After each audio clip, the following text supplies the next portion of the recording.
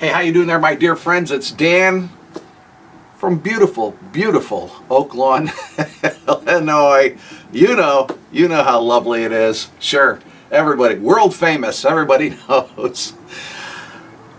A lot of times when people have a moral failure, if we were to look at their habits and some of the patterns of their lives, we can see that there was a good bit of isolation involved. People who are isolated, people who are living, you might almost say in a way, living in secret, are much more susceptible to falling to temptation. We all know this. In fact, it's sort of the nature of temptation that it tends to work best when we're alone.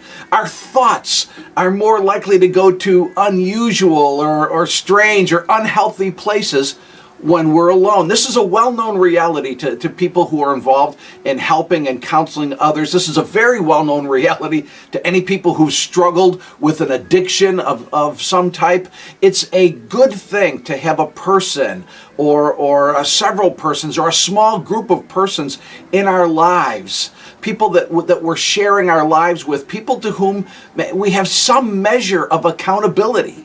It's a good thing to intentionally arrange our lives as much as possible. I know everybody's life isn't the same. I understand we're not all going to be able to do this in the same way, but as much as possible, arrange our lives so that we're not experiencing long stretches of time in which we're always by ourselves, or in which we have just no communication with others, in which we're making decisions, maybe even big decisions about life, with nobody else having any input or offering counsel or just someone who might be saying something like, well, here's another way of looking at it.